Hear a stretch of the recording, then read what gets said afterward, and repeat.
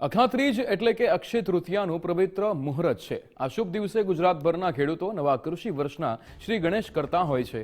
ત્યારે અરવલ્લી જિલ્લામાં પણ વણજોયા મુહૂર્તમાં હણોતરાની વર્ષો જૂની પરંપરા ભવ્ય રીતે ઉજવવામાં આવી હતી। અરવલ્લી જિલ્લાના ઇસરોલ પંથક સહિત ગામે ગામ આજે સવારથી જ ઉત્સાહનો માહોલ જોવા મળ્યો હતો।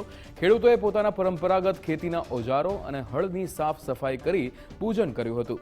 આધુનિક યુગમાં ટ્રેક્ટર હોવા છતાં શુકન બનતા હળોતરા માટે ખેડૂતોએ બળદોના શિંગડા રંગી તેમને કુમકુમ તિલક કરી અને મોં મીઠું કરાવીને ખેતર લઈ ગયા હતા। ખેડૂતો નવા પોશાક પહેરીને સામૂહિક રીતે ખેતરોમાં ઉમટી પડ્યા હતા।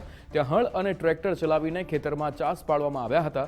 શુકન તરીકે મગ, મઠ, બાજરી અને મકાઈ જેવા 7 પ્રકારના ધાન્યોનું વાવેતર કરી નવા વર્ષ માટે સારા વરસાદ અને મબલક પાકની પ્રાર્થના કરવામાં આવી હતી। વર્ષો જૂની આ સંસ્કૃતિને જીવંત રાખી ખેડૂતોએ એક સાથે મળીને નવા કૃષિ વર્ષનો ઉમંગભેર પ્રારંભ કર્યો હતો। પરમ પૂજ્યનીય દાદાજીએ એક પ્રયોગ આપ્યો, કૃષિનો યોગેશ્વર કૃષિનો પ્રયોગ। અને એ પ્રયોગ એટલે કે જે ખેડૂતની આવડત છે એ આપણે ભગવાનના ચરણે ધરીએ, એટલે જે યોગેશ્વર કૃષિનો પ્રયોગ સ્નેહનું મિલન, એટલે એકબીજા જોડે પ્રેમ ઊભો થાય। એટલા માટે એક ખેતર ભગવાનનું હોય અને એ ખેતરમાં બધા ગામના ભાઈઓ બધા ભેગા થઈ અને પૂજન કરે છે। અને એ ખેતર ભગવાનનું ખેતર હોય, એ ખેતરનું પૂજન કરી અને બધી પોતાની જે આવડત હોય એ પ્રભુના ચરણે ધરવાની। ખેડૂત માટે બહુ મહત્વનું હોય છે।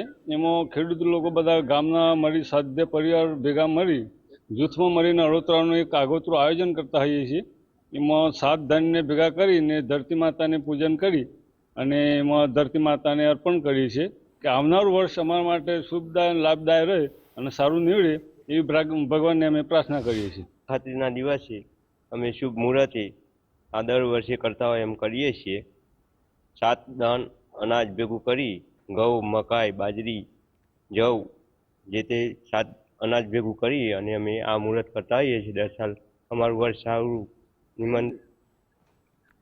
સારું જાય એ રીતે સારું મુહૂર્ત જોઈને અખાત્રીજના દિવસે મુહૂર્ત કરતા હોઈએ છીએ।